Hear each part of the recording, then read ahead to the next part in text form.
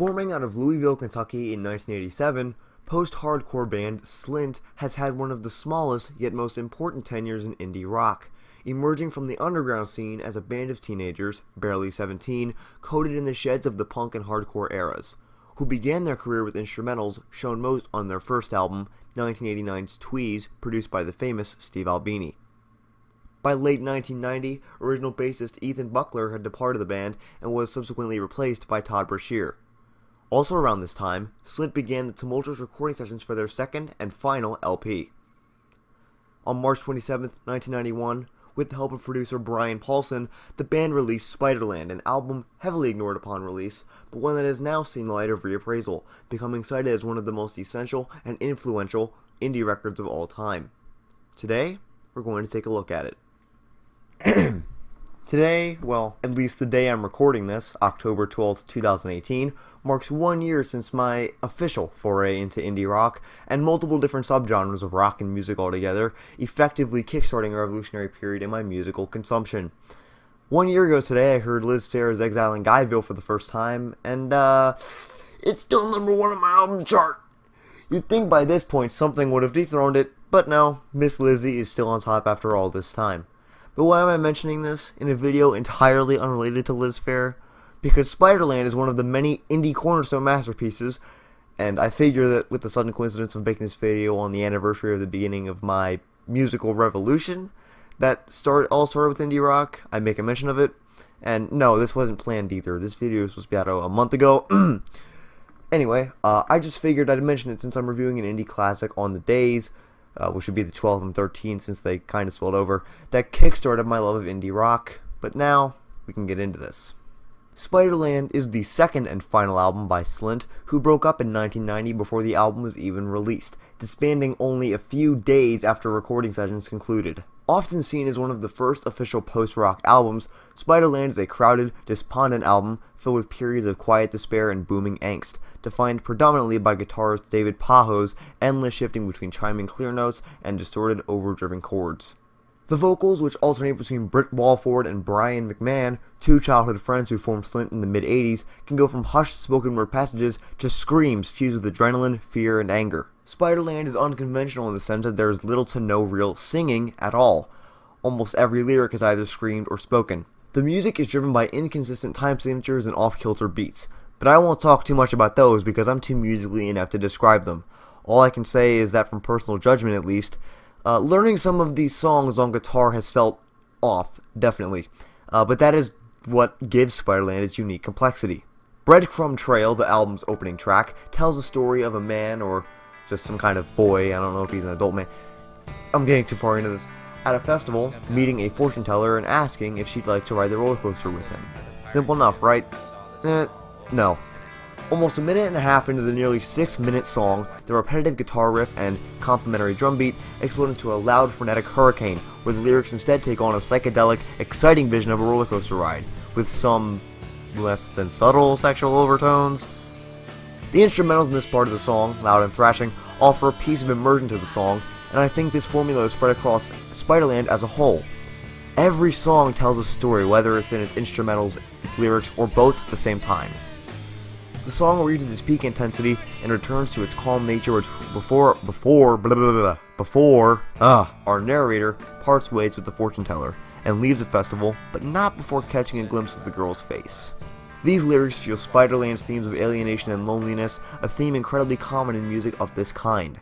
Nosferatu Man, the second track, gets its name from the 1922 film Nosferatu, with its lyrics describing the vampiric tale of lust and obsessive love, which ends with the death of the protagonist vampire's love interest. Nosferatu is also evoked in the song's imagery, with the penultimate stanza putting lyrics to use that serve as a metaphor for the blood-sucking habits of vampires. That line sounds really stupid when I say it out loud. Once his queen, as the song puts it, is dead, the vampire retreats into seclusion, vowing to never love again. The theme of loneliness once again occurs here, as you can see, which, as I stated, every song on this album is kind of connected in one way or another, partially at least. They all kind of share the same themes. Dawn stepped outside. AA Man, our third track, which marks the halfway point of the album, takes the themes of loneliness and alienation and pumps them up to 11. telling the story of an anxiety-ridden man suffering from social ineptitude and personal humiliation after making a comment at a party. The lyrics are bleak and awkward in a good way. Britt Walford plays some extra guitar on this track, which is one of the longer songs on the album, reaching 6.5 minutes, and every second fills you with an empty feeling, or at least it did that for me. And with the end of the song insinuating that Don, now back at home after awkwardly taking his leave at the party, will commit suicide, looking into the mirror and seeing his friend, that of his reflection, implying that Don's friends that were with him at the party are so unnerved by his eccentric nature that they aren't really his friends at all. It's one of, if not the bleakest, songs on the album, and from this point on, things will only get more chaotic. The fourth song, Washer, can be seen as a conceptually unconnected sequel to Don A. Man, taking the ideas of suicide and broken relationships head on, almost sounding and reading like a suicide note left to loved ones. It's the slowest, quietest song on Spiderland, that is, until the outro where our depressed protagonist goes through with his plan and commits suicide, marked by the distorted, rough instrumentals that have become so friendly and known to us by this point in the album, before settling and returning to a state of euphoric, slow calmness. Well, at least as calm as you can be after hearing an outro meant to represent a human life disappearing in an instant. For Dinner is a song I won't touch much on, for it is entirely instrumental, and features very little in common with the rest of the album, although it does separate itself from the other songs, carrying a special sense of uniqueness and captivation, and serves as an almost perfect bridge between the chaos of the previous track and the next. And speaking of the next, this is going to be the big one. Spiderland has been running now for almost 33 minutes.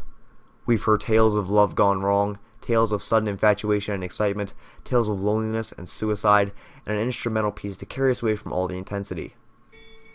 The final track on the album rings in with a high guitar chord, strummed repeatedly until switching for a few more strums, when it then returns to its original form. This hypnotic riff does not prepare you for what is about to unfold inside your ears for the next 7.5 minutes.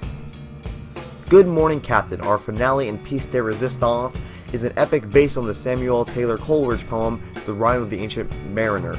Mariner, I do not know how to pronounce that. Which some music fans may also recognize as the inspiration for the 1984 Iron Maiden song of the same name. Good Morning Captain tells the story of a captain, as the title implies after all, who has lost everything at sea to a storm. His ship, the people he loved. The captain experiences an out-of-body experience, or something along those lines anyway, as he hallucinates his home and the child that he left behind. In between verses, the riff explodes into a chugging, distorted cacophony before settling again. This actually comes into play in the song's coda, where Brian McMahon says, sounding as if he's choking back sadness, that he's trying to find his way home, that he's sorry, and that he misses someone. It could be the child, a girl, it could be anyone. I always chalk this one up to being about either his child or the girl, perhaps the girl mentioned in Breadcrumb Trail, as it wouldn't be the first connection back to that song. Breadcrumb Trail's mention of a pirate ship echoes once again here at the beginning and middle of the song, as the captain realizes his ship is gone. As soon as McMahon chokes out the line, "I miss you," the distortion returns as his vocals become buried beneath the wall of sound, where the lyrics seem to take on the perspective of the captain's son, calling for the police to be notified, telling his father that he's grown taller, presumably since the last time he's seen him. But within seconds, we switch back to the perspective of the captain, and McMahon shouts, continuously screaming it with fear, sadness, and raw power, before culminating in a final, cathartic scream of emotion and incoherence as the distorted riffing begins to change, and eventually end with a final open strum, marking the end of Spiderland's intensely emotional and terrifying journey of loneliness, depression, and love. Shortly after the recording of Good Morning Captain, McMahon made his way into a bathroom at the studio where he profusely vomited and subsequently checked himself into a mental hospital where he was officially diagnosed with depression, something that he carried with him since a car accident that nearly killed him before the sessions of Spiderland began. Within days, Slint was no more, and Spiderland became the swan song of one of underground rock's most promising bands. Although their life as a band was short, sparing multiple one-off reunions throughout the last 26 years, Slint's influence on music has been incredibly prominent in more ways than one. Spiderland has been regarded as one of the most important landmarks in the post-rock genre, being one of the records out of the post-rock formation of the 1990s that gave the genre its name. PJ Harvey, 90s alternative icon, was inspired by Spiderland and was reported to have the album in heavy rotation as she recorded her 1992 debut album, Dry. Harvey even sent in a demo recording to Slint after Spiderland's back cover called for female vocalists on them recordings for a project that never became a reality. Brad Wood, my favorite producer of all time, and the producer of albums such as Liz Phair's Exile in Guyville, Veruca Salt's American Thighs, and Placebo's self-titled debut album, sought to create his own Spiderland when producing Exile in Guyville, inspired by Spiderland's own producer, Brian Paulson. The album also had an influence on later post-rock giants Godspeed You!, Black Emperor, and members of bands such as Dinosaur Jr., Pavement, and Sebadoh have listed Spiderland as one of their favorite albums of all time. Overall, Spiderland remains one of the best albums of the 1990s, being one of the most unique and inviting to indie rock diehards, but to the uninitiated and uninterested, it may appear as an annoying collage of sound and screaming with no substance to it. However, when you are able to see the power put into this record, it all comes together and forms itself into a magical experience that is one that most people will never forget. As of this current time, Spiderland currently sits at number 3 on my favorite albums of all time list, and I can safely give Slint Spiderland a 10 out of 10, as well as being awarded the honor of one of my most influential albums of all time.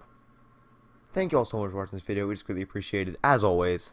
This video has been a long time coming, for about 4 weeks now, and I finally figured that, now that I've got my friend hooks on Spiderland, I can finally sit down and make this video. A lot of the information presented in this video that is unrelated to my personal opinions comes from Lance Bangs' amazing 2014 documentary, Breadcrumb Trail, which you can find here on YouTube, and I will also leave it in the description.